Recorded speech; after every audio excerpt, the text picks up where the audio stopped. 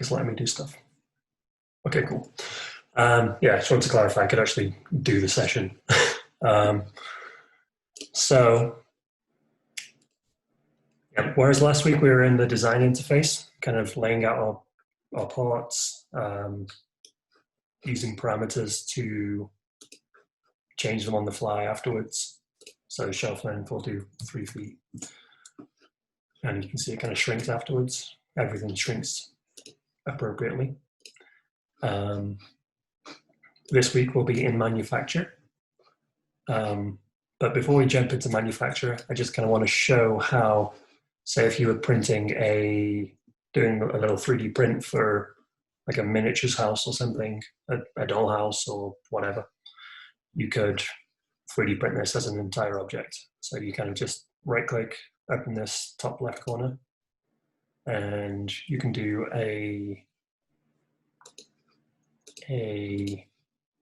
to make sure that you have the whole thing selected, and then file, export, and you can export it as an STL file. And then from there, you would just go and use whatever slicing software the 3D printers use. So that's 3D printing out of the way. So in terms of manufacture, if we were to be doing CNC, at the top left here, we have the design tab. We want to come down on here to manufacture. And I'm just going to extend my screen a little by closing the data tab. And you can see here, I've created some stuff by default. Let me just erase that. Right now, everything's kind of laid out as a solid model, how we had it last time. I believe I touched upon laying this out appropriately for CNC to be a flat group of objects. Could you show that quickly one more time, how to lay it out flat? Yeah. Thanks. Yeah, so there's kind of 2 options.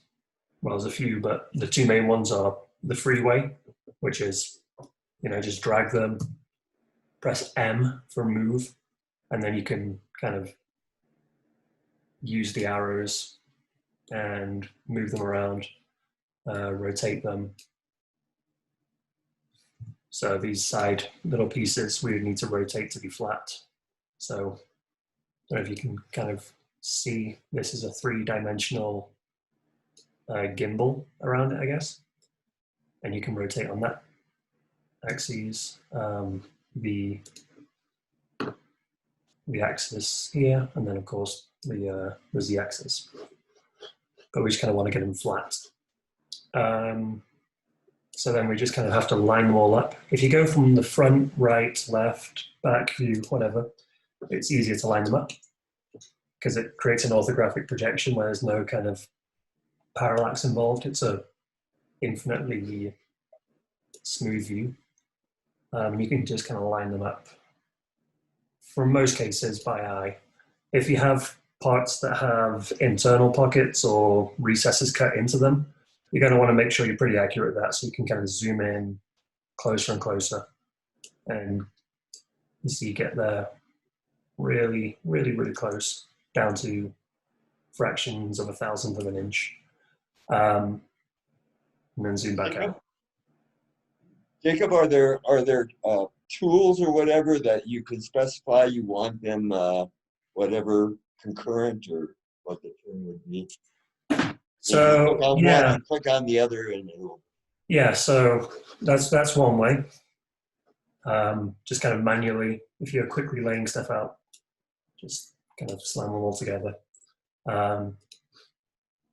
My preferred way is this page plugin called Map Boards.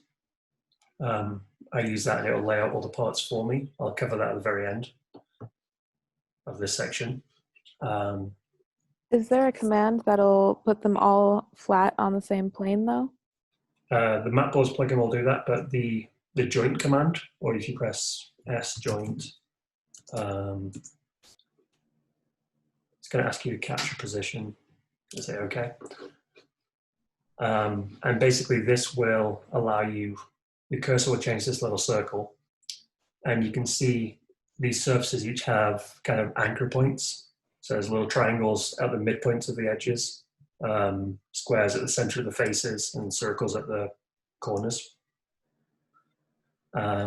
If you want to join, if you want this face that I'm kind of hovering over here to be coplanar with the top of the shelf, which we would for a solid sheet, we would just kind of hover over the face, hold down Command or Control if you're on a PC, and you can see it locks us into this kind of this surface while you're holding Command. And we can select this edge here. It'll kind of ghost it out, and then we can do the same kind of thing on the top of this object, where we hover over, hold Command, and it will snap to these points. And if we do so like that, it will lock it into place. And then the menu that we have for the joint, you can see here that it's currently flipped. If we click that, you can see it now is perfectly on the same plane as this top surface. And then from there, we can just kind of rotate it around and offset it to give space for the cutting blade. And click OK. And then you have this little symbol that symbolizes the joint. And if we were to actually move this, you can see both parts move as one because they're rigidly joined together. And you just do that for all kind of components. So this one.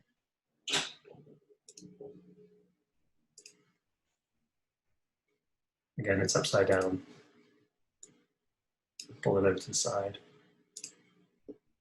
And J for this one. And there. So that's one way of doing it. And that's, it's a happy medium of accuracy and price point, because obviously you don't have to really pay for anything outside of whatever Fusion license you've got. Everything's lined up on the same plane now. But if I kind of come back in the hierarchy before those joints, using the design history at the bottom, even before that capture position.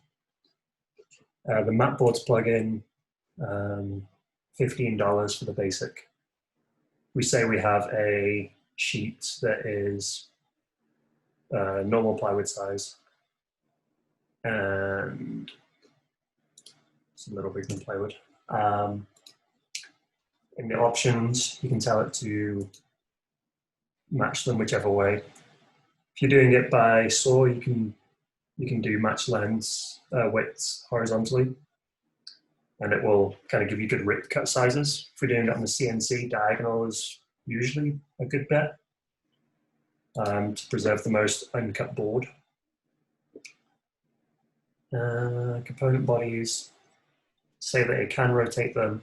We want to space them out 1 inch each. So we have space for that cutting router bit or for a saw. And we'll say we want an inch around the outside of the boards as well, so that we can have space to screw the board in safely without the cutter hitting it. So when you hit OK on that, wants to make a CSV, and say OK to that. And that's just a little checklist for you to tick off which parts you made. Jacob, just a quick question regarding the spacing. Is that assuming you're using a 1 inch diameter bit, or do you always give a little extra? Or is Yeah, so you always want extra. I chose 1 inch because the intention here is to use a 1/4 inch bit. So it's going to cut out 1/4 inch around the outside of each piece, leaving us with kind of like 1/2 inch of meat between the two boards. And we're going to, I typically do that to have enough rigidity in the board so that it doesn't start just moving around. Because imagine if it started cutting out, say this, let me get rid of these pieces so we can just see what we're doing. Say if it started cutting out this large piece here, and then this is a poor example, but if I copy paste this,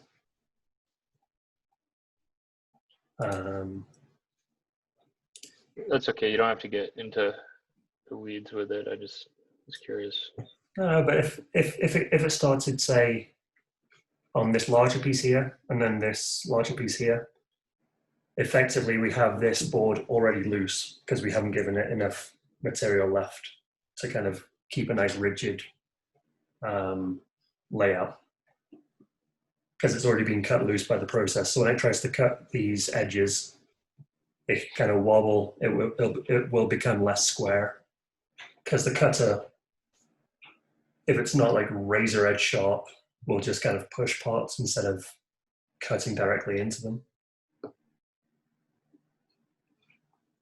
So when we're using the CNC, it just makes more sense to make sure we take advantage of those precision accuracies that we have on offer. Okay, so as you can see, it laid out these parts for us all nice and flat, nice and laid out, preserving a lot of material for us to still use. So from there, we'll go from design into manufacture. And nothing much on the surface changes, but you will notice up top, the menu has kind of drastically changed. We have a lot more blue symbols with wavy lines and even different kind of titles to the menus like 2D, 3D, drilling. Suffice to say, the main process goes left to right. So we want to go setup, set up our parts appropriately. And then if we just have basic shapes like this, we would use 2D. Even though they are 3D shapes, the profiles of them are purely 2D. If we look from above, there's no like ramping surfaces, there's no slopes, there's no bowls cut out of it, there's no, none of that kind of thing. That's where 3D would come in. What if you're building like a drawer where you wanted to have parts routed out? Would that be part of the 3D or part of the 2D? Where it's not cutting all the way through it. Yeah, so that would still, in most cases, be 2D, because the cutting path doesn't change once it gets to that final depth. So it's a bit of a misnomer for Fusion to have called it 2D.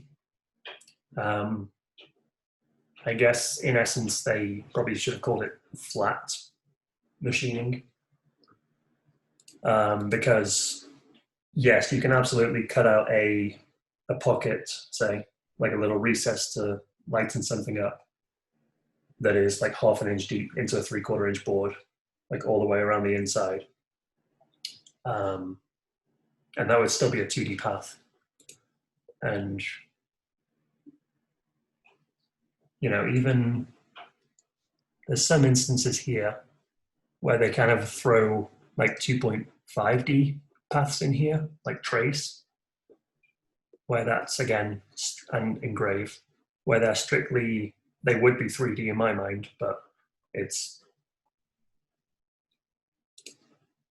classified as 2D for some reason. But yeah, so left to right. We also have drilling, which we could use for drilling holes, simply.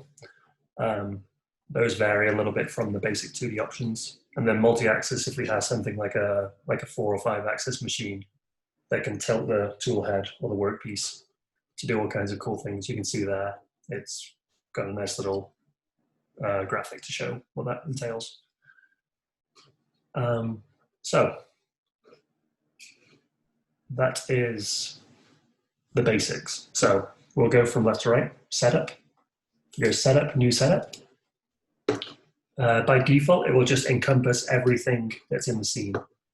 So even though we have hidden our original models, use shelf brackets and bracket mirrors and stuff. It's still encompassing the whole thing, you see? It's made the material super thick. So I'm just going to rehide those. But what we can do is kind of zoom in a little bit here. And this menu that pops up on the right, it says setup, auto named it setup 2. We can choose the operation type as milling, because that's what we'll be doing. We'll be using a CNC mill to kind of trace these profiles out. They added some other things in here fairly recently in the last couple of years. So if you had a lathe that you were doing parts on, obviously these would not be lathe parts, but you can do turning, cutting, and additive. But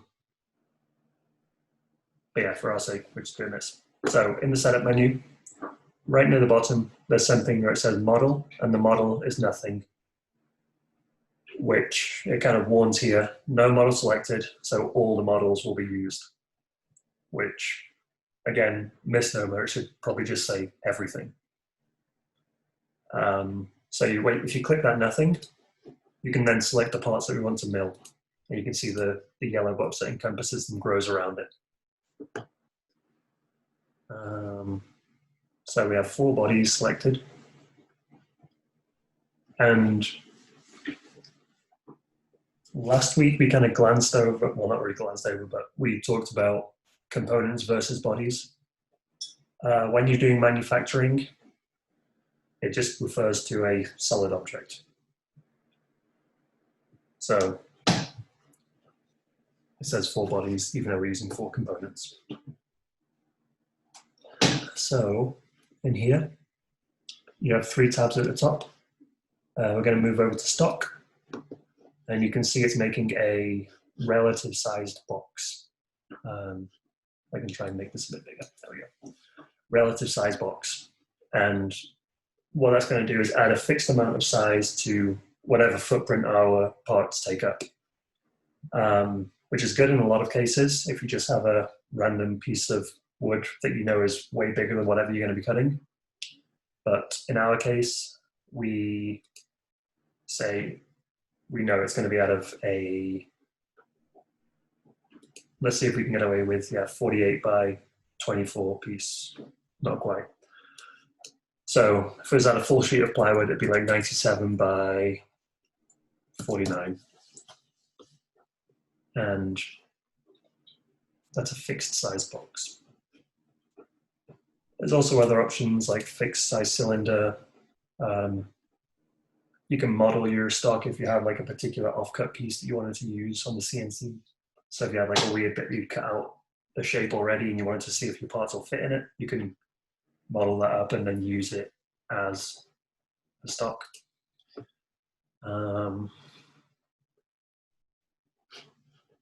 So the way it's laid out currently, you can see it's not a good use of a sheet really, because it's right in the center. So we're left with sort of this weird like 23-inch on the ends and then like a 16-inch strip on the sides. So what we can do there, where it says model position, is we can offset it from one of the faces. But before we do that, we need to make sure it's set up right. So you can see here, the X and Y are wrong for us. So the way the ShopBot and most of the machines at SSD work, the Y-axis is the one that kind of faces towards and away from you. The X-axis goes across your vision if you were looking at the front of the machine. And the Z-axis is up and down. So if we go backwards into the setup tab, excuse me, into the setup tab, we can say the orientation is not quite right. We want the orientation to be, select the X and Y axis, and then say that the X axis is actually the short side and the Y axis is the long side. But now it's made the Z axis upside down.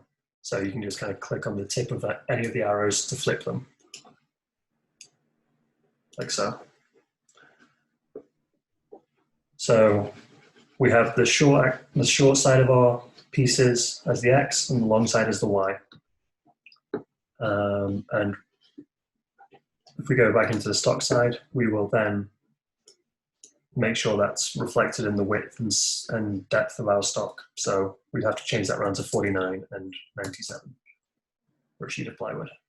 And also the height to be like 0.75. So we're kind of back to where we were, but with the axis oriented correctly now. So for the model position on the width, we're going to say that it's offset from the left side. And it's going to be offset by 1 inch. You can see everything kind of moves around. If I were to kind of, I'm going to angle this as if we were looking down the shop bot. So if you kind of stood at the end, looking down the shop bot. So offset from the left side by 1 inch, and everything's moved in from the edge. And we're going to say the model position on the Y is, again, offset from the front side by 1 inch. And it does the same thing. So we have this nice 1 inch border around the left and the front, where we can make sure when we screw down the edges, as long as they're within, you know, like less than 3/4 away from the edge, they're going to be fine. We could even make that a little bigger, like 2 and 2. So as long as we get the screws at least 1 inch away from the edge of the parts we want to be cutting, they're not going to get hit by the cutting blades. Obviously, in a dream world, we would just have a vacuum table and it would all work. But we have to kind of take into consideration the machine limitations. So you don't have to worry about countersinking those. They can be raised a little bit. That'd be like panhead or something. They can be raised, yeah, if you're using like a panhead. Typically, I will usually just countersink and use whatever they're called, flathead screws. We have a few boxes of those by the machine. But when we're setting up the cutting paths, you can set the clearance height to make sure it does raise up, you know, like at least a 1/2 inch above the surface before it moves anywhere. So we're kind of safe from hitting any screws that way. The Z-axis is also showing an offset on there. Is that intentional? Is that an automatic thing? The Z-axis? Oh, yeah. So let me clarify. If we were to change this from offset from the top, you can see it kind of gives us an exponential number. If we set that to 0, it's kind of the same thing. Nothing changes here. Because our stock that we've created is the same as the stock that we're going to be using, it's fine to have it on the center. If we were to have, say, material that was some of that like fancy 1 inch thick Baltic birch, then you can then offset it from the top or the bottom, and you can see very slightly, if you look directly from the edge, the part is offset from the bottom there by 0, offset from the top by 0, and centered here. So in that case, it would kind of carve it out. It would, if we left it centered, it would cut down by 7/8 of an inch, because we have the 3/4 sized part, and then this extra 1/8 inch on the bottom and the top. So it would just leave an 1/8 inch on the bottom. Because it's the same material thickness as what we're using, which is kind of a moot point in our case. I'm going to click OK on that just to kind of get something saved. Losing control of the mouse. So you can see here on the left, let me close up the model tab. You can see it's created setup 2. I just want to rename that to be shelf lower left. And you can right click that and edit the settings again, just to kind of make sure everything's good. What I like to do is So take a step back, I guess. On the CNC, the shopbot, and the Grizzly and the other machines that run SSD, you need to tell it where 0 is. And all that's kind of covered in the class that Brandon's going to be giving in the next week, I think. That's on Wednesday. Okay, yeah. So all that kind of stuff is covered in the actual machine class. But suffice to say, the machine is kind of dumb about its whereabouts. So it needs to be told, this is 0 on the z-axis, this is 0 on the x-axis, and this is 0 on the y-axis. And we just do that in Fusion by telling it that the origin is at a certain point. So that certain point could be right in the middle of the board. In our case, it would be in the middle at the bottom. Could be on the left side at the top over here. At the top, on the near side left corner here at the top. That's often a spot that everyone kind of uses because it's most accessible. You can kind of see when the tool slightly touches it, check it with a bit of paper to make sure it's snug against there and not kind of floating. But my preference typically is in the center on the bottom because I do a lot of two-sided stuff. So when I flip, I want it to be completely mirrored about the center. And I can get that by using the bottom in the middle. This setting doesn't really change anything that we do in the next steps. It's just something to bear in mind for when you actually use the machine. You want to make sure that your 0 points are the same in the file that you create in Fusion as the setup that you use for the shopbot.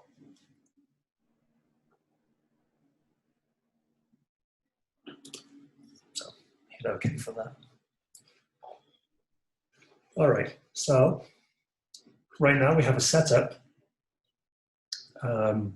There's a third tab in there. You can pretty safely ignore that.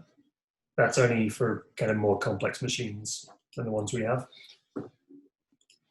This setup is going to allow us to do our cutting. So, as I said, we'll go from setup over to the 2D menu, and we will cover the basic, the contour, 2D contour, which basically means a contour around the outside or the inside, basically cutting the edges of whatever shape we create. So it is pretty simple. Just click 2D contour. If it's not in your top menu, it'll be under 2D and then 2D contour. Alternatively, I think you can press S for search and then 2D contour. And important distinction here, you can see contour, that's for 3D, but we want 2D contour. And you'll get this entirely kind of new menu. Again, Brandon's going to cover most of this stuff, I think, in the CNC class. But in general, if you're cutting wood, higher speed is better for spindle speed. The maximum the shopbot goes up to is 18,000 RPM. And typically for anything smaller than like a 1/2 inch diameter bit, I would use 18,000. But something we can do even better than that is we can create a tool that we can use over and over again. Because you can come in here and set up the feed rates and everything and how fast you want it to cut, how fast you want the spindle to spin, how many inches per minute you want it to travel back and forth, angles that you want it to cut at. We can do all of that, but it's much easier to kind of set up a tool once in a library and then repeatedly use that same tool again without having to type all this out. So where it says tool, click select and you'll get another menu. And as an example, here's my set of tools that I have in the cloud, just commonly used ones. but we'll cover how to make one.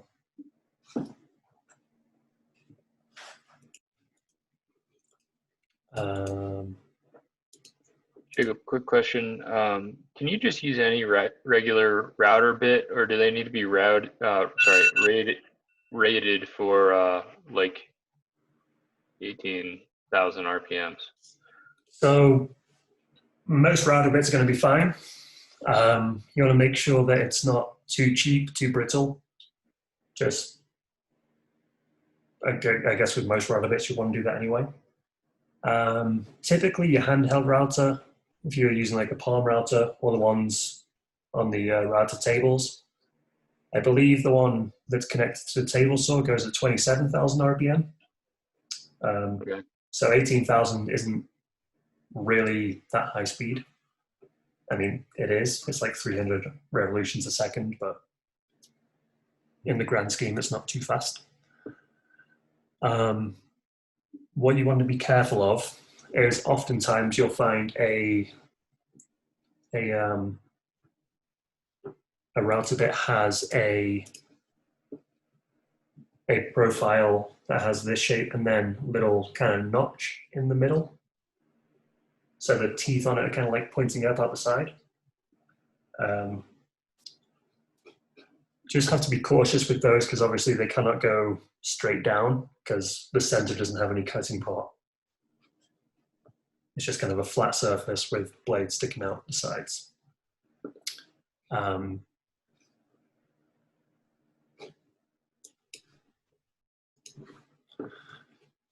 So here in the top left of this menu, we have New Tool.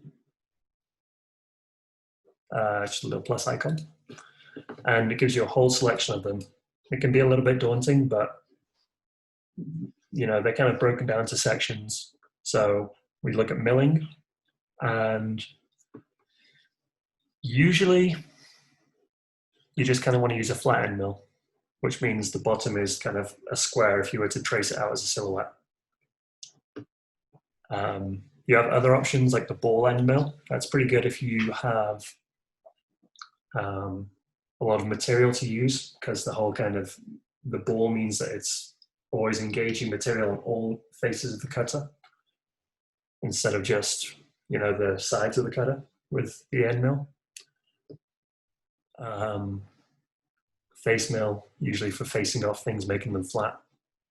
And then, you know, it's a lot of specialty items along the sides here, very specific niche tools. But like I said, flat end mill is typically what we're going to use. So click on that, and it gives you kind of like a dumb preview of what the tool's going to be like. It won't do any details like the cutting edge or anything like that, but it will give you like color coded what everything is. So yellow, orange is going to be the actual cutting part. This darker gray will be the shoulder, which is the part that kind of transitions the blades into the shaft. And then the light gray at the top is the shaft that gets held onto by the spindle or the router. Here we can do a description. So we're just going to say this is a 1/4 inch diameter bit. And we'll say it's carbide because you can get those for about $20 at like Home Depot, Lowe's, from Diablo, many places. And that description is just. Does the CNC machine, the top piece is it adjustable? The part that goes into the, I don't know what it's called, or is it like a 1/4 inch size or 1/2 inch size? Good question. Yeah. So I think the ShopBot uses collets. They're called ER20, I think. We have various sizes that fit the spindle, from a 1/8 inch hole up to a 1/2 inch hole. So any bits between those sizes. And they're kind of laid out in a little set of drawers next to the computer. In terms of the Grizzly mill and the Shapeoko in the main room, I am unsure on their capacities. My gut tells me the Shapeoko uses a 1/4 inch, maybe with a 1/2 inch adapter, or the other way around. And the Grizzly, I wouldn't hazard to guess. That's metal people stuff. So yeah, we'll go from general, and then the next tab is cutter.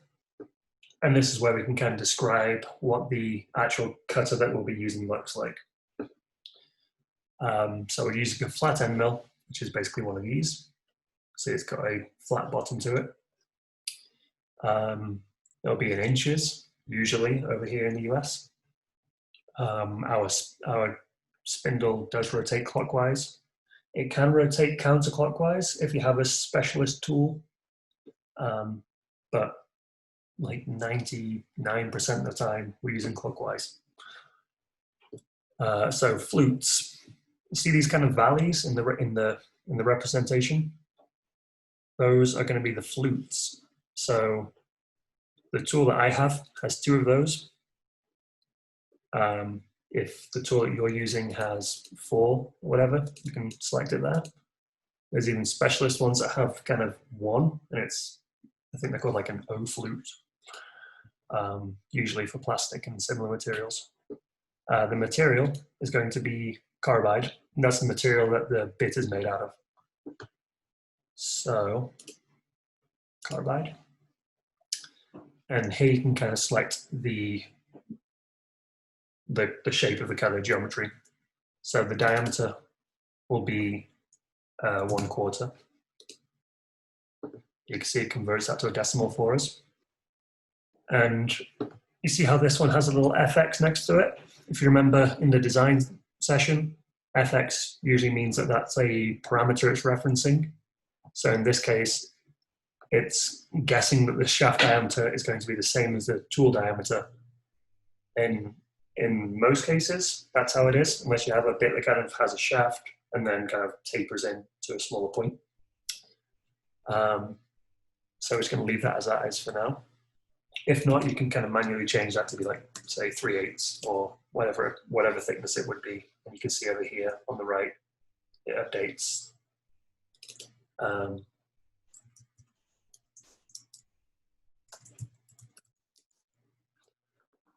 Like I said, I'm going to leave that the same as the diameter of the cutter. The overall length, I believe the one that I have is 2.5.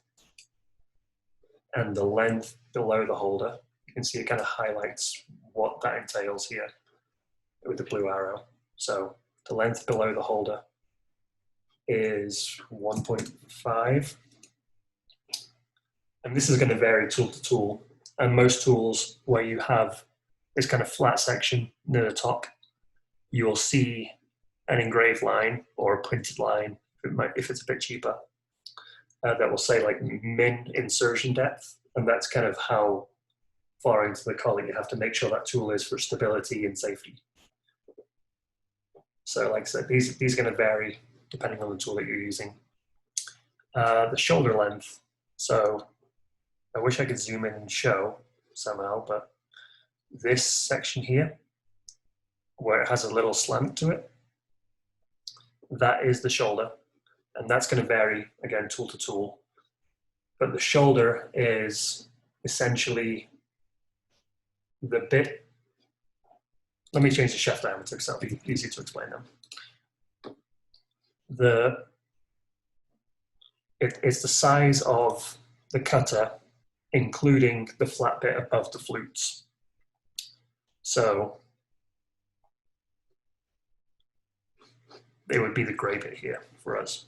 So if I were to change this to be 1 3/8, it gives us a bunch of errors because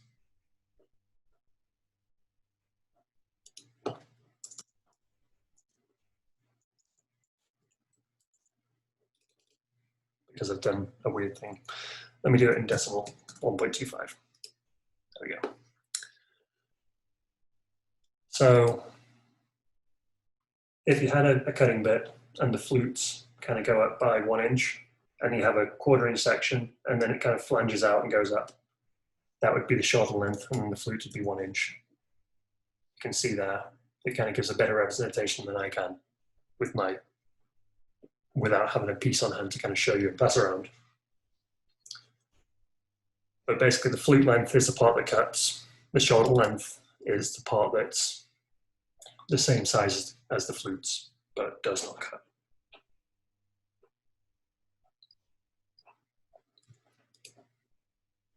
And in general, you want to make sure that this goes down the line. Overall length is going to be bigger than the length below the holder. The shorter length is going to be smaller than that, and the flute length is going to be smaller than that again. So yeah, on the right here, we have a representation of what that will look like. Again, in the first session for this short part, you're going to kind of see those bits and get a better idea of what those really look like other than this kind of generated model. Okay, so the cutter is kind of set up there. So go over to shaft. That can be ignored for our purposes. The CNC doesn't really take any of this into account, but if it did, you can create different kind of geometries and segments for the actual shaft that you're using. The holder also, for our machines, doesn't really come into it. But if you have a specific machine at home or something, you can include the type of holder that it uses. Cutting data is next, and here's kind of where it is important that we set things up right. So spindle speed, we're going to make sure that we set that to 18,000 RPM. And the same for ramp spindle speed. And ramp is basically whenever it's kind of going down into the material instead of just kind of going sideways. Ramp is kind of what that covers. So there's kind of a few caveats to the way you can set up feed rates. Usually with plywood, I've been fine going through plywood at like 400 inches per minute. I was even going through red oak the other day at like 600, which was, you know, that's 10 inches a second or something. It gets pretty quick. These cutting feed rates kind of set up more for aluminum, it looks like, or very, very fine finish on hardwoods, perhaps. So things like your hard maple, dark walnut, all the kind of things that are a little bit harder of a material compared to, say, MDF or plywood. So you can set the cutting feed rate specifically, and that's going to vary by material, by the cutter that you're using. Typically, if you're using a thicker cutter, you're going to want to be going a bit slower. It's kind of like if it were a graph of speeds, it would kind of go like that. Because obviously you can't run a very, very thin cutter at super high speed because it'll snap. If you were to run a very, very thick cutter at high speed, it would just kind of get bogged down because it's 1 inch shaft holder cutting data. Okay, looks like we didn't miss too much there. So yeah, cutting data is going to vary between whatever kind of bit you're using and the machine as well. Obviously, the faster you go, the kind of more risk there is, the more kind of room for like vibration, messing up the rest of it. So what I like to do is look up the recommended feeds and speeds for the material that I'm using and the router bit diameter, and then use feed per tooth. And that's, you know, per edge of, per cutting edge of that router bit. So if you remember on this cutter we had 2. If we were to change that to 4 and look at the cutting data, this feed per tooth down here goes down to 4/1000th of an inch. Whereas if we were to have it as the bit truly is, the cutting data shows 0.008 of an inch. And that's per kind of revolution of the cutter into the wood. So for since we have 2 teeth on this cutter, every half turn is taking away 0.008 of an inch of material. And generally that's kind of the space that you want to be for a decent cut in most woods. Harder woods, you want to go a little bit lower than that. And essentially you can change that here to be like 0.005, and then these will update accordingly. Where I found to be good for most things like carbide cutters is 0.008. And you can see it calculates the feed rate for you. And then, like I said, if you were to change the number of teeth, if you're using one of the metal cutting bits, you can see it dramatically increases the cutting feed rate. So if you had a 4-tooth cutter. And when you start seeing that in action, it gets pretty interesting. Yep, so we keep the ramp feed rate the same as the cutting feed rate, which again is just the feed rate that it cuts at a ramp. The plunge feed rate is how fast it's going to cut vertically. So if it's only cutting vertically, so for instance, when it's cutting it's drilling a hole, say, or when it's cutting out the tabs that we'll have at the end to hold everything in place, it can do a little kind of go along and then come up, go across, and then go down slowly at 40 inches per minute and then keep going fast. You can only plunge if you have one of these bits that has blades that go all the way to the middle and either touch or overlap. If you're using one of the standard router bits that kind of look like a 1/4-inch shank with a cylinder on the bottom and 2 blades sticking out the side, you can't plunge with those because the bottom of the cylinder hits solid material and the machine will just kind of grind to a halt. So plunge feed rate, typically, yes, that wants to be slower than cutting feed rate. And section down here at the bottom, coolant. I think none of the machines that are CNC have coolant. So we just click disabled for that and say accept. And then it has the tool up here. So we can then use that tool to say we want to use that for cutting. That tool is saved in setup 2, is that correct? Or if you want, yeah, I'm just realizing that some of the setup information was a little bit lost when we had that crash there. So I'm just kind of fixing everything back to how it was real quick.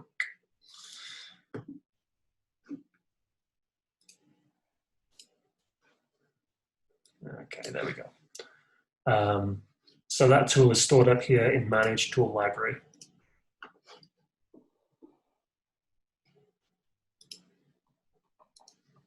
And it's just in there, whatever location you saved it in. So we did a 2D contour. So we can select the tool, so tool select, and then we're going to use that one we just made. And we just click select, and it fills all this information out for us. So 18,000 spindle speed, feed per tooth, the plunge rate, ramp rate.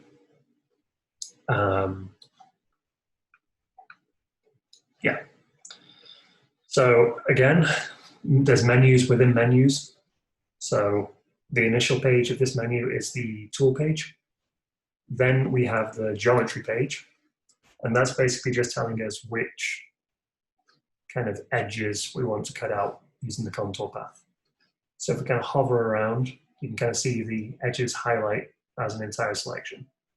So if it is a complete edge, like all 4 parts line up, we can just select on the edge we want to finish the cut at. So we want to finish at the bottom level, obviously.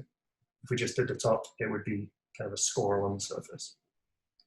So we select the bottom of this shelf, and then the bottom of the backer, the bottom of this support, and the bottom of, let's move around so we can see, the bottom of this support here. And they all turn blue. The other thing is you'll see little red arrows, and that's just telling you which side of that blue line the cut will be made on. So if we to click the little red arrow, you can see it's going to cut it on the inside. We want to make sure it's on the outside.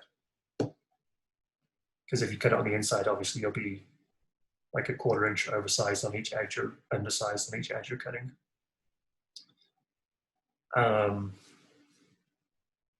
Then, like I was mentioning before, you want to make sure that we have tabs on these so that they don't go flying as soon as we as soon as they get cut out. We want them to stay in place with a very thin layer so that we can keep them from moving around. And what I found works really well is the default tab height of 1/16 of an inch, and then the tab width of 1 inch, just using a rectangular shape. That seems to keep it nice and strong while still being very easy to kind of either score with a knife or just kind of break.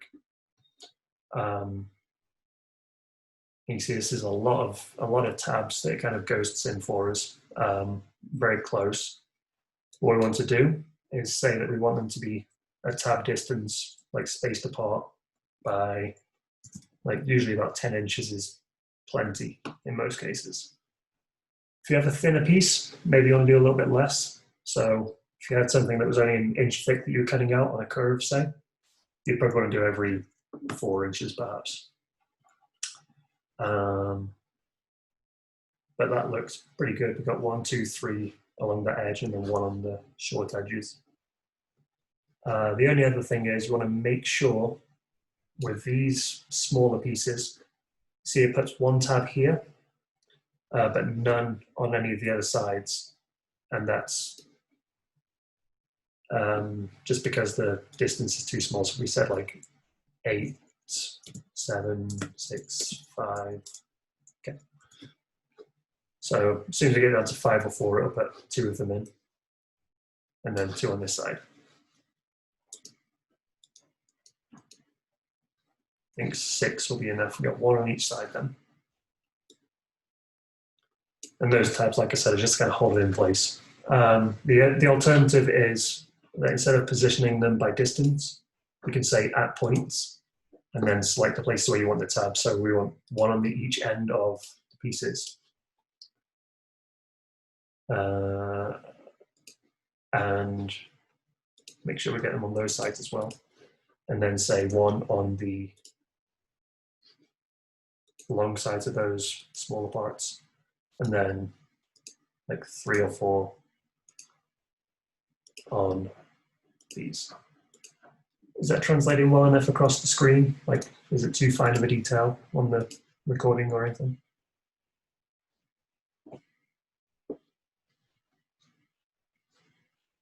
Looks good to me.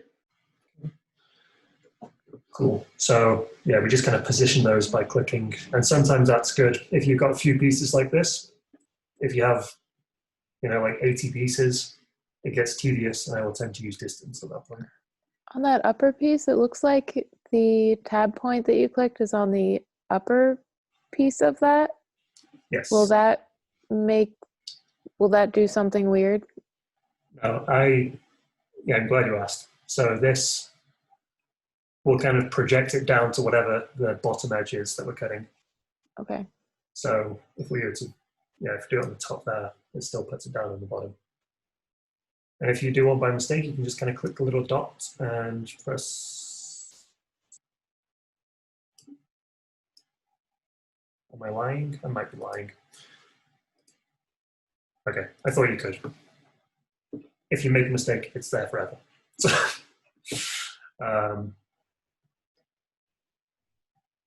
So that's tabs. At this point, I will usually click OK, just so that it kind of saves that in the memory rather than trying to, say if we had a crash, I'd have to do that all over again. So we can come up here to the top left again, click Edit,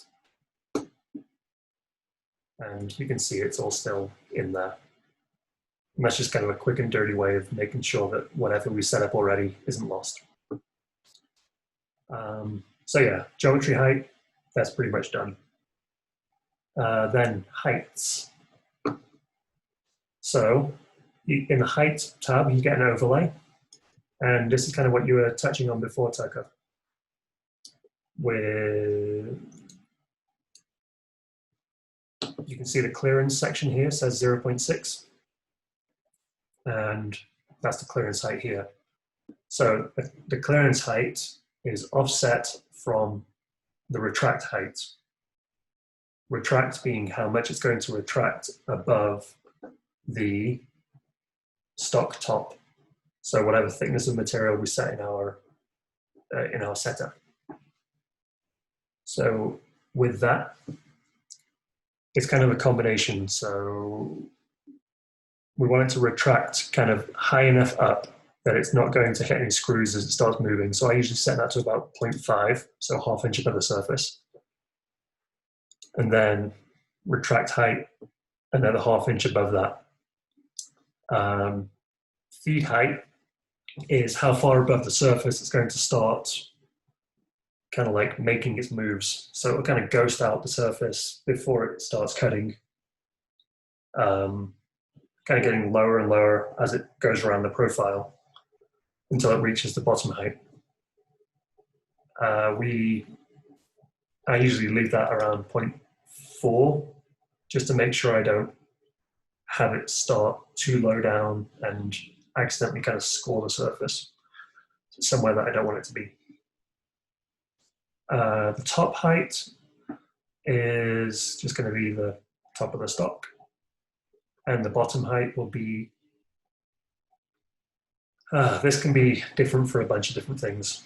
So it can either be the contours that we selected, which are the parts that we selected for cutting out, or I usually just set it to stock bottom if I know I'm going all the way through.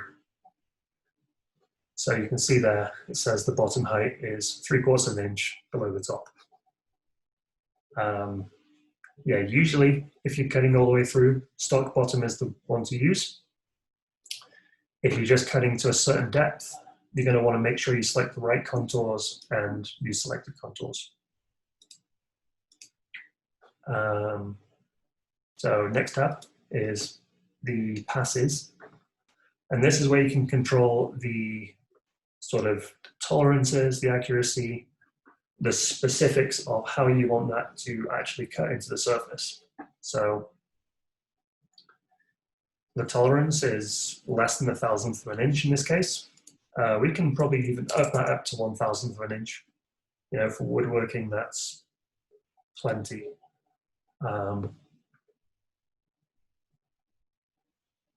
The sideways compensation, this kind of touches on something that you've probably got experience with, Jenna, after the router thing.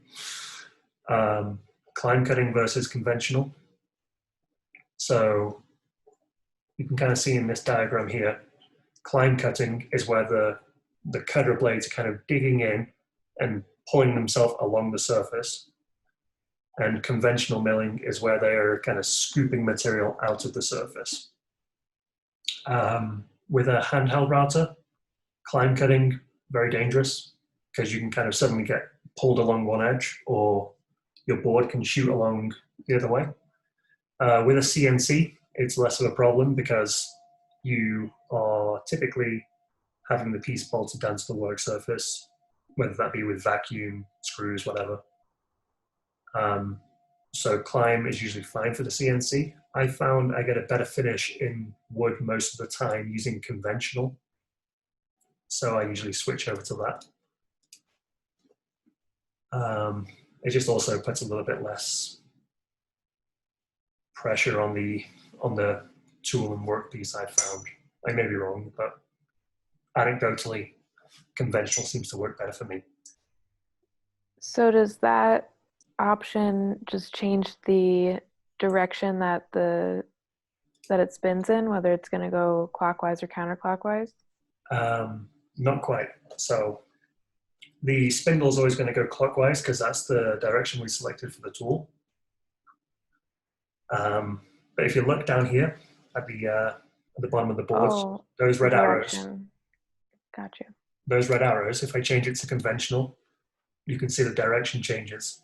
Yeah. So because it's spinning clockwise, it's going to be cutting while spinning clockwise in this direction, scooping across the edge of this.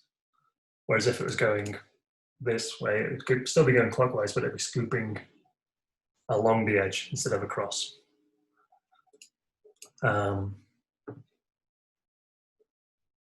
Yeah, and I just found it, I typically get a better finish in wood when I'm using conventional. So that's usually all I will do for the top section under passes. I will then come down and make sure that smoothing is checked and that it can smooth anything to be within 1/1000th of an inch. So it may say that it wants to make sure that the tolerance is within 1/1000th of an inch, but it will also kind of take off a little bit extra if it makes the cut a bit smoother rather than sharp jagged edges. It comes more into effect when you start having curves instead of just straight edges like this. So these curves will probably benefit from that. So smoothing, and then the other option I usually check is multiple depths.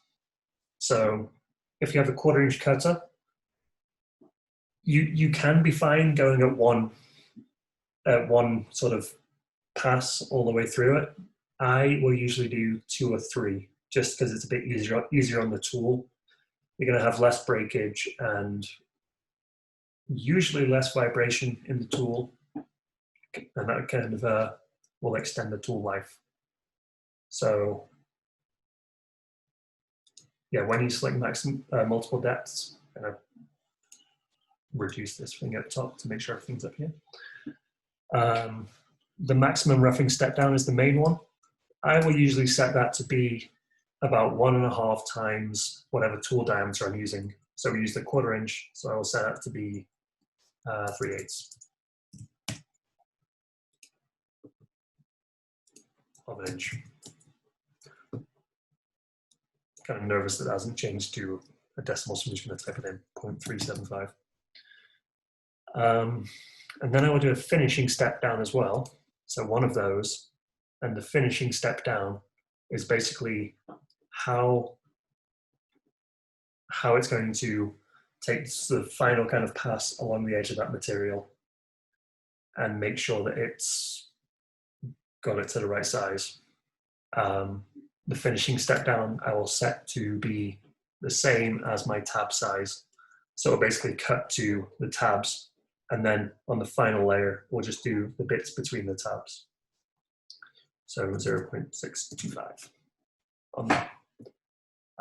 The rest of it, finish only at final depth. I check that. Rough final will mean it does a rough pass before it does the final finish pass. Because what can happen sometimes is microscopically your tool will kind of deflect as it's pressed against the wood. So doing the same pass again can take off that extra 1/1000th, 2/1000th of an inch. That will give it that kind of finer, smooth finish. I'll also tell to do even step downs so that it's constantly taking an equal amount, rather than say going down 3/8 of an inch and then 1/4 of an inch and then 1/16 of an inch. It just does like 2 sections at like 5/16 or so. So that's this page sorted. Then importantly, the final one is called linking. And linking is basically how it transitions between moves. The safe distance is the distance that's safe for it to be retracting before it starts moving. So that, as well as the height setting, that can play into the safety of avoiding those screws that are holding the part down. and also not marring the surface as it comes up. If we set that safe distance to 0, it may kind of catch the edge of the wood as it kind of comes up and over a piece. So usually it's set automatically based on your other settings, and it's fine. I don't touch that. This section here, leads and transitions. Again, usually that's fine. It will set it to be 1/10 of your tool diameter, and we'll just very slightly lead into cuts rather than just going straight for them. The very, very important one on this page, though, is the ramp the ramp setting. So we check that, and anywhere from 1 to 10 degrees is fine for the machine in the wood shop, 10 being the maximum. So 10 degrees would be, you know, like maybe like that. And that's kind of how abruptly it will start going into the material. So it doesn't want to go straight. If we have no ramp, it will basically drill a hole and then start cutting, which can be not ideal because you're suddenly putting from no pressure on the tool to like all the pressure.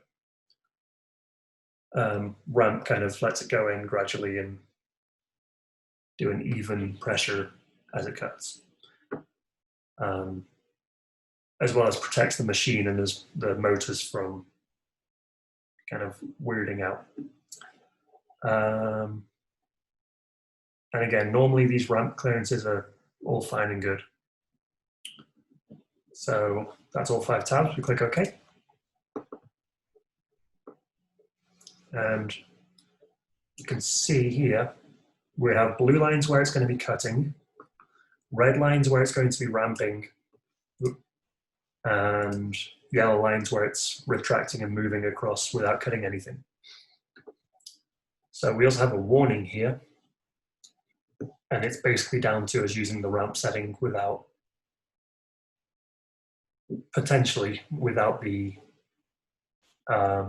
without enough clearance height. So we can just come back in, edit heights, and just add a couple of points of 1 inch onto the retract height and the feed height. Say OK. You see that warning disappears. And that's about the meat of it, really, for cutting out 2D shapes. You could use this for internal shapes as well. Like I've used it for cutting out like pore shapes in bits of wood, cutting out the insides of those.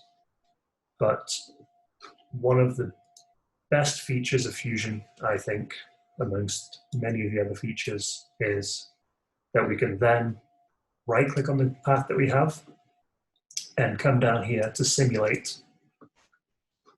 And we have a fresh menu where we can turn on the stock. It'll kind of hide everything, and we can then, everyone's kind of in front of my controls here. We can then click play, and you'll get a preview of what the machine's going to be doing. And you can just kind of, you know, glance at this, make sure the results are kind of as expected. It does a couple of passes around, making sure that it will cut out the shapes appropriately. You can see there, it's showing us that we have those tabs in place. Everything kind of looks right with that. We'll do the same. We can kind of speed it up a bit using this speed control at the bottom. Make sure everything's kind of working as expected. And what you're looking for here is any kind of glaring mistakes, like if it cuts the wrong shape or if it gouges the surface. So as an example, if I was to change the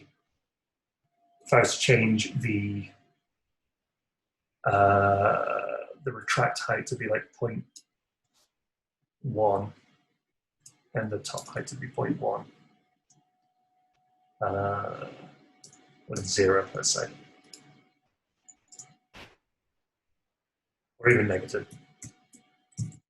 Say if I had these set up wrong, then it would do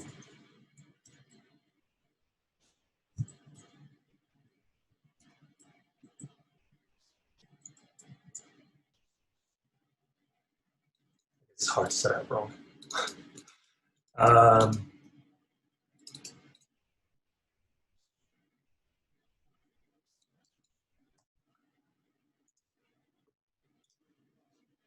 Yeah, if we simulate that, we might end up with it being, no, it's not going to do it for me. Basically, if your stock is set up a little differently, it will show you if it gouges across the surface. In this case, it's fine. There's also a couple other checks here.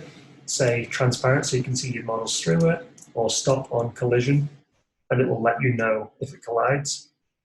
They'll kind of be flagged by little red lines in the bottom.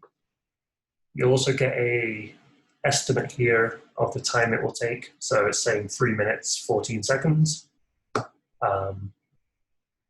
going to be cutting for a distance of 76 feet. And then a bunch of info about what it's doing in that point in the simulation. So some useful things there. Very quickly as well, on the stock mode, you can change it to be colorized by comparison. And green will mark within tolerance, red will mark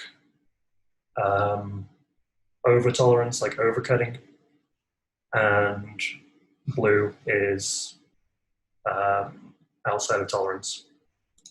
So you still have material left to cut. So for instance, if we set this to 1/1000th of an inch, or maybe even less, you can see this has little parts here that are, it's ended up cutting more than a 10,000th of an inch into that surface. So that's, you know, plenty for all we need.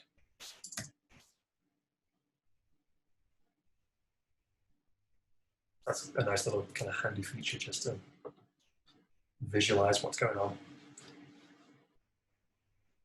Any questions on any of that? And that's kind of a lot, but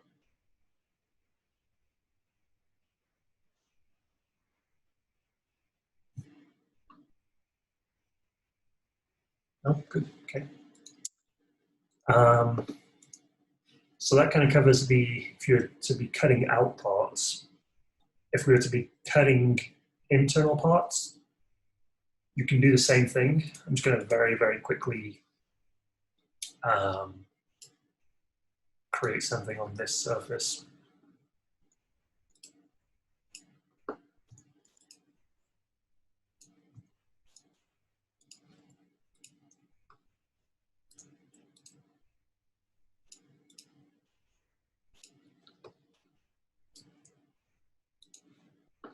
So you can see that's changed because we've added something to the drawing. So it's updated it saying that it might not be valid anymore, which is fine. So this setup, we can either create a new one or edit the existing one. Just going to create a new one real quick. So a new setup using this model with a stock size of like 12 inches by 12 inches. Say we're centered, 0.75. Okay. And so we have a setup here for it. So yeah, to do internals, it's kind of very much the same thing. You have a setup and you can either do contours on the inside, like so, and contours on the outside. Make sure tabs are selected, 1 inch wide. Make sure ramping is enabled on the final tab, and multiple depths at 0.375 for the color we're using, being 1/4 inch flat.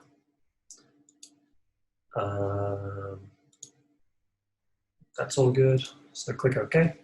And you see it just generates those for us. It'll be much the same thing again with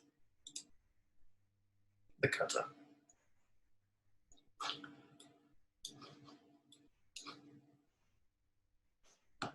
So yeah, kind of the same kind of deal there. If we're cutting out internal shapes. One problem we can encounter sometimes though is as we cut out internal shapes, especially if they're small like this, the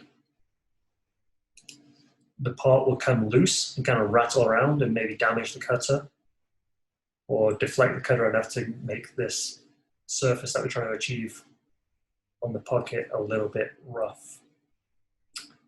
So what we can do to mitigate that is instead of using a contour, just use a pocket.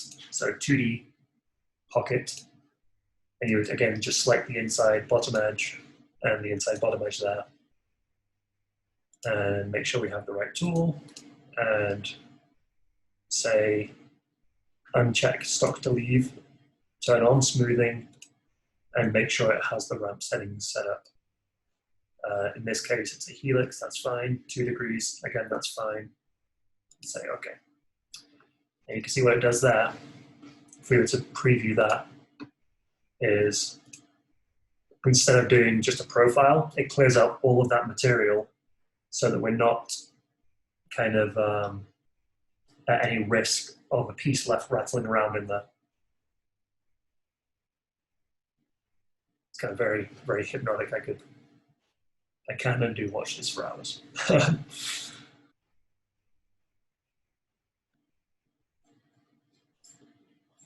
you can see that gives us within tolerance. What I like to do often is put that before my contour operations. So I'll pocket that out and then use a contour operation at the end to make sure that that edge is as clean as it can be. So it will first pocket and then contour. If I select the whole setup and simulate that, get towards the end of the pocket operation, you'll see it then switches over to doing contours. And it will just kind of make sure and treat that as a kind of spring pass like we were talking about before, just to make sure that it's to exact dimension. So it's great if you're kind of fitting like dowels in something, because often if you just do pocket, it will not fit. You'll have to sand the dowel or sand the inside of the hole. Whereas with this, you'll kind of get the hopefully exact dimension.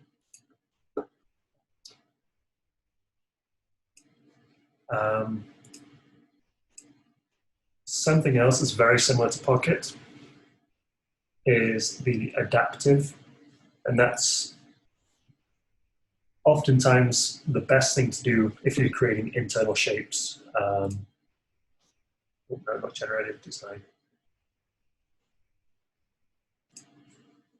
Just regular design, please.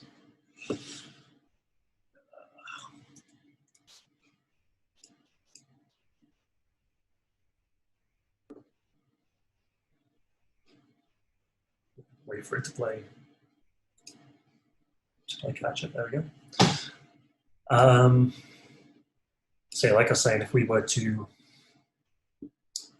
have a shape, say a rectangle with a circle, a rectangle coming out of that, and a circle coming over here. Got to be careful with what I'm drawing.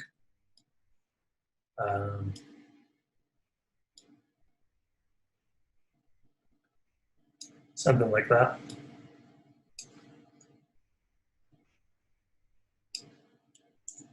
We can extend that up. So this shape is a pretty complex shape compared to the pocket, whereas you saw the pocket just kind of went around equally around the edges. We were to do a manufacture on this.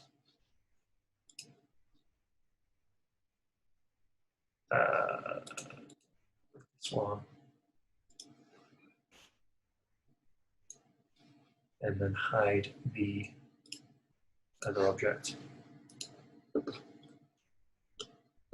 What we can do is say adaptive clearing and then select the bottom of this hole here, turning off the sketch that's getting in the way.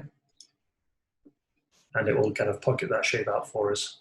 So adaptive clear does something where it maintains a constant tool pressure to help eliminate any kind of possibility of the tool snapping or create less deflection. Try and keep a smoother path. It's pretty easy if you're doing a circle, but with more complex shapes, it's sometimes a bit better to use adaptive. You can see it kind of starts in the middle there, evenly carves it out, moves over here, zigzags through, and then makes sure that it's always engaging the material before doing the final pass. If we had to simulate that, it kind of looks like this.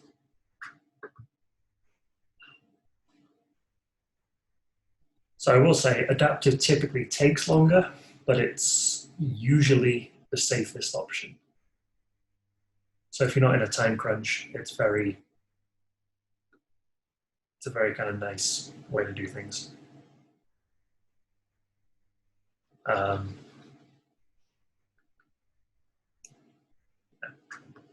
See that kind of like little dance that it does, where it kind of hops back across the surface and then gradually engages on the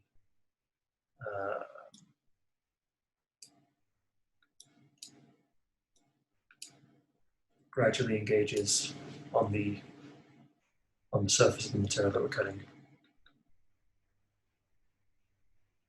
It kind of comes back up, goes down, and then starts engaging the material, making sure it never takes off too much material. So adaptive is a good kind of method for getting internal pocket sizes. You'll notice in this corner, this is just kind of like a thing to be wary of.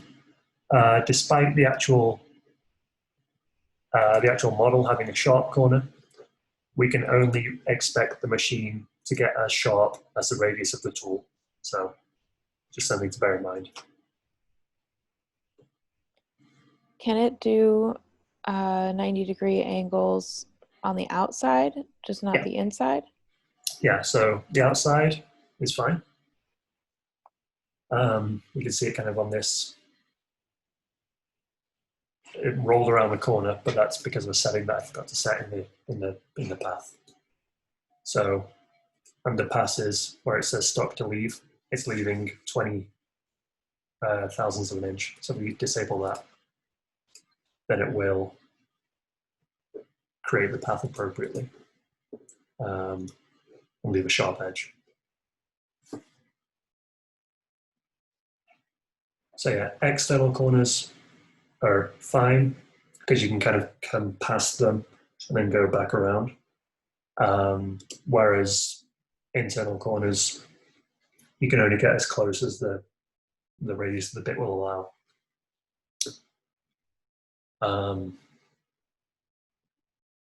There's sort of ways around it. You know, you can create an oversized corner. So if you use this like free plugin called Dogbone, you can select edges that are inside edges like that and say, okay, and it'll create an oversized part there. So if you had a piece that was trying to fit into that corner that was square on the edge, it would then fit because you've kind of cut all this out. But realistically, it's not as pretty as it would be if it's sorry, I need to generate that again. Command G to generate.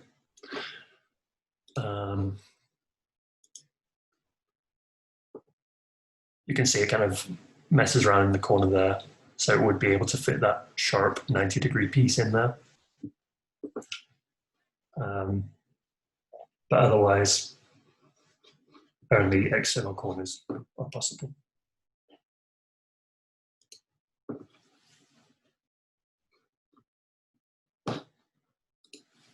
So those are the kind of main methods for CNCing something. I guess the takeaway is simulate the cuts so you can see if anything's going wrong. The setups are important. So make sure you're always setting up in the correct axes, and you can change those under the setup options by selecting the relevant options. Usually X and Y is fine. And then the origin point, whatever kind of makes sense for the setup you're using.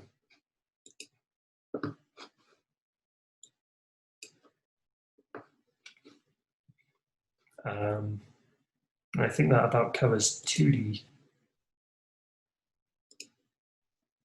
cutting up. Obviously, you can't cut out something smaller than your router bit. So if you had a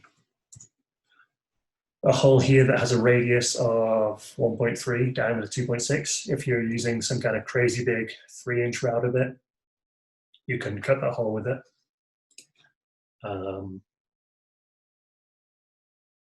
As we kind of touched on, you can't cut a square hole with a round cutter. You kind of need to do some work after the fact with a file or rasp or something to clean that up, make it square.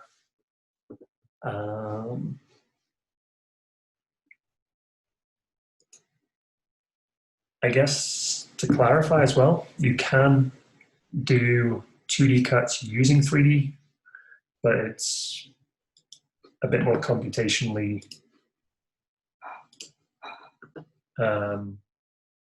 taxing to do so. And you kind of have to use a bit more setup. So you can see the tab looks a little bit different. So in the contour, the geometry, you have to select model and then actually say, I want it to cut these faces. And don't include the setup model, only touch those faces. So even I'm having a bit of trouble with it.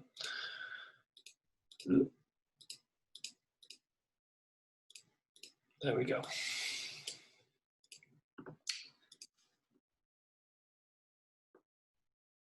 And even then, it's not really done what I expected it to do. So 3D is literally better saved for things that have like rolling surfaces, truly three-dimensional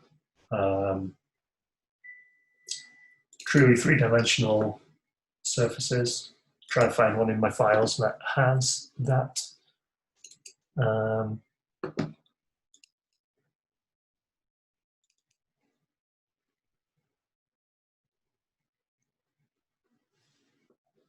Yeah, I don't think.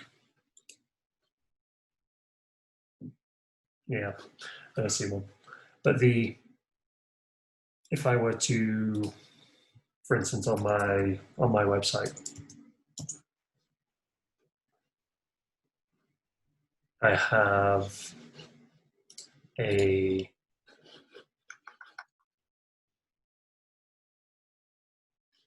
candle holder that does use 3D machining to get that effect. And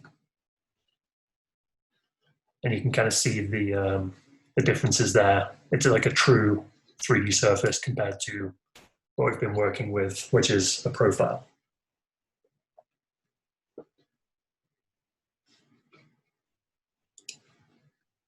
And the way this the cutoff this works would be a 3D adaptive toolpath with 3D contour at the end to clean up the edges. So it's kind of the same process for 3D objects as 2D or 2.5D.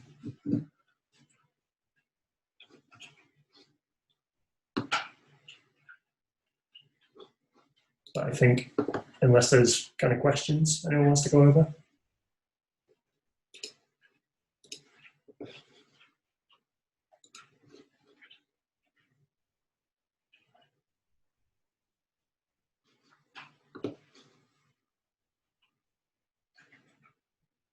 No questions? Anyone? No. No, I think my brain is pretty saturated from this one. The cam sessions are always kind of very heavy, just because it's such a it's so branching. I wish there was a more streamlined way. Like, you know, you choose your paths, set your tool speeds, and just click go. But unfortunately, until you kind of do it a few more times, it tends to be that way. And we didn't even cover the other options at the top, because typically we're milling. Like I said, they have options for turning, additive, which is like your 3D printers and your, I guess that's it, 3D printers, right? Probing, which is like detecting material, detecting where edges of material are, all that kind of thing. Fabrication with like lasers, and then utilities like 3D print, machine libraries, the rest of it. But yeah, 95% of the time, most people are going to be in milling, like laying out a flat piece of material. If you did have a larger piece of material, like a 3" by 3" by 3" block that you wanted to make, let's say a pencil holder out of, it's just the same process. You know, it's. Jacob, if you wanted to stack a bunch of pieces and you wanted like index holes or something to put pins through, would you have to do that as a separate, you'd have to do that with a drill bit, right? A separate tool, basically. No. So we can say if you have rectangle here, rectangle overlapping there, and a rectangle overlapping here, and they're all stacked on top of each other. We would just kind of sketch it out and make the models as we would normally, and then we would have an index hole of, say, 1/4 inch or 1/4 inch dowel, and the same here, circle, 1/4 inch, and I think I actually made a circle. There we go. And basically make sure you select the right parts to extrude.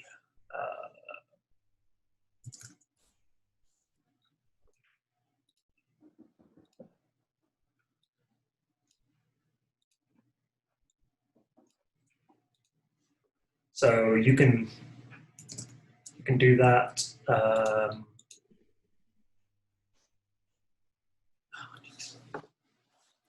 Making sure that it's extruded from the right profiles, and making sure that they're all separate bodies or components. Let's do those two for now. But yeah, you can then drag those out to the side.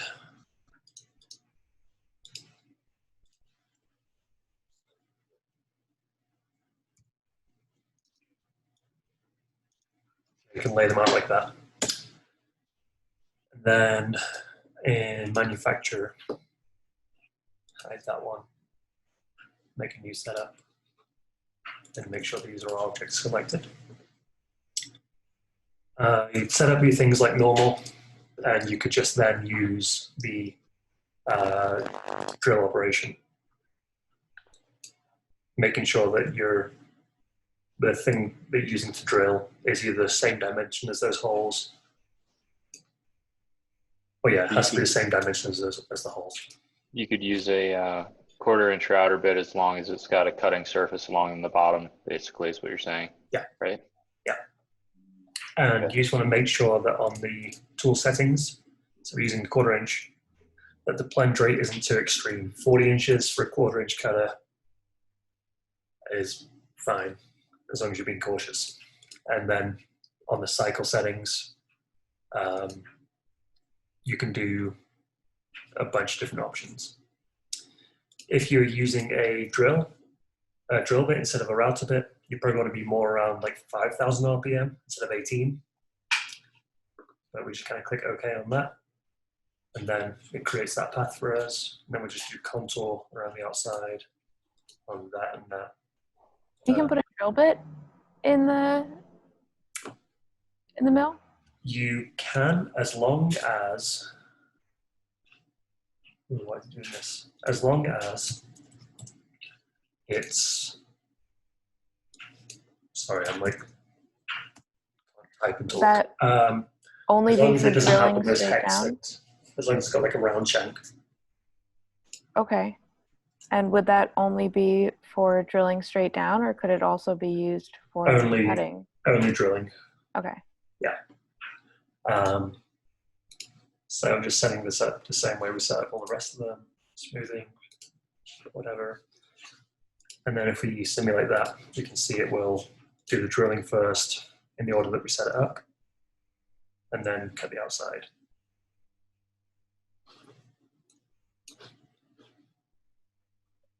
So if you were using a drill bit to drill those 4 holes, you would do that first and then stop and switch out the bit? I can't believe I almost forgot to explain how to actually get the files to put in the CNC. So good. So you would select the drill operation in the list, right click, and say post process, which is basically export for the machine. And the Shotbot, the Grizzly, and maybe some other machines use Linux CNC EMC2 as the post processor. I actually believe someone wrote a specific processor for our Shotbot because you have to do some editing to the file afterwards. But yeah, you would just export it as 2 separate files. Yeah, you can access the desktop, save it there, and it will open it up for you to look at. I was having some, sorry. I was going through this process and exporting to, and when I was opening them on the computer and with the Shotbot, it was like just blank. Have you ever experienced that? In the bottom right corner, it probably has an error. The bottom right corner of the Shotbots. Yeah, it was having errors down there. Yeah. So with the basic Linux CNC exporter that you get with Fusion, it's not quite set up for our machine. So it'll automatically export this code here where it says T, and then a number, followed by M6. Or if we can make this bigger.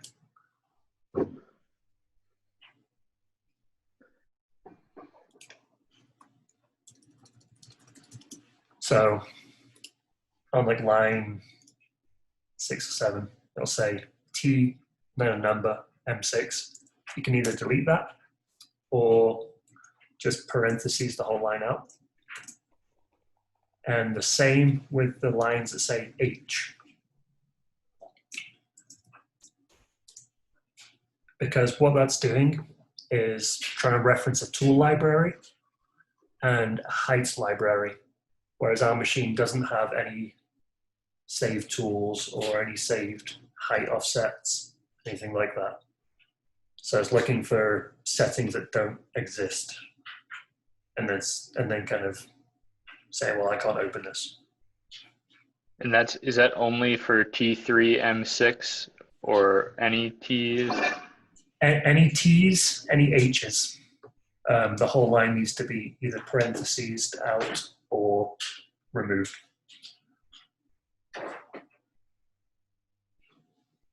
And if you want to ensure that your cut remains accurate as well over multiple layers, you want to make sure that around line 3 or 4, where it says N10, G90, G94, G17, G91.1, just add in G64P 0.001. And that is basically telling it to keep a tolerance to what is told in the rest of this file within a parameter of 0.001 inches. And And if you wanted to, you could make that as loose or as small as you liked. However, this setting carries across from file to file. So that's why I recommend including that line, because what can happen is the person before you can set it to be, they say, you know what, I'm making a wardrobe. I just want it to be accurate to within 1/10 of an inch. And they can set it up like that. And it will then only be accurate to within 1/10 of an inch for, say, like the remote holder that you're making to fit this. And it will not work out well for you. So basically, the looser that tolerance, the more kind of fine steps it might skip in order to speed up what it can do. Okay, thank you. That's very helpful. So yeah, if you take away anything from the export, it's comment out any T lines, any H lines, and for best practice, include a G64P 0.001 before the first operation.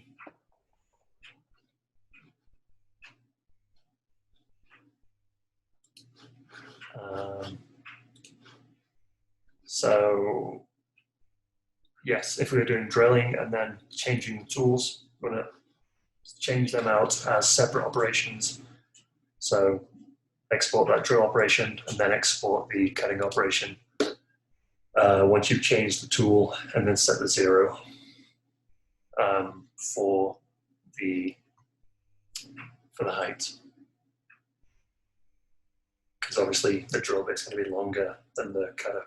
So you have to make sure the 0 is the same again on the tip of the tool. Whereas if we were just to use the one tool for both the drilling and the contour, you can select the entire setup and then just export that as a post-process. And same kind of deal again, replace that. And just kind of make sure that you make those changes again. So.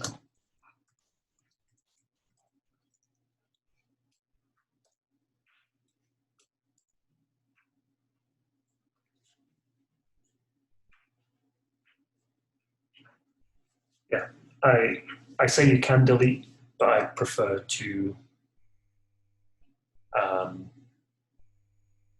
parentheses them out. Like so.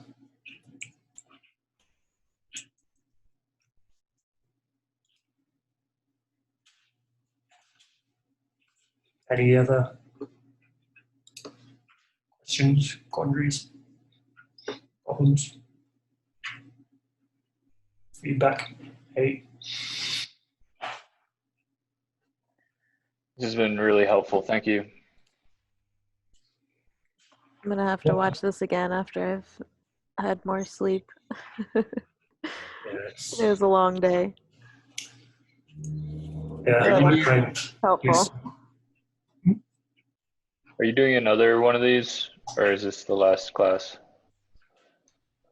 I think if I were to do another, it's probably going to be, I guess, what would people like to see? Because it's, you know, I think you unfortunately missed the first half of the design, but. Oh no, I watched that actually, but I mean, I saw it on YouTube, but I'm interested in like 3-dimensional, setting up a file that can cut something that's like, cut some like sloped cuts or something like that. Yeah, so yeah, I can think of something to do. I mean, I think I can figure out how to sketch it. It's just a matter, Yeah. I don't know. I don't know if it changes things or if you can pretty much set it up the same way in terms of the cutting and everything. Yeah, I mean, you obviously need material that is thicker than whichever thing you're cutting, or you need to slice your model up into sections to kind of build up out of multiple pieces. But essentially, it's pretty similar. You know, I can.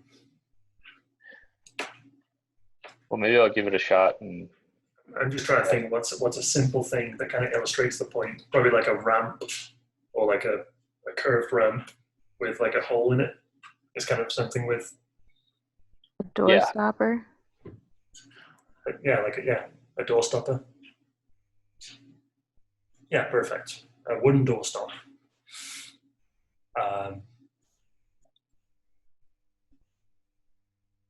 Yeah. What would a particular day be good for everyone? Maybe a bit earlier, later. Probably not later, I guess.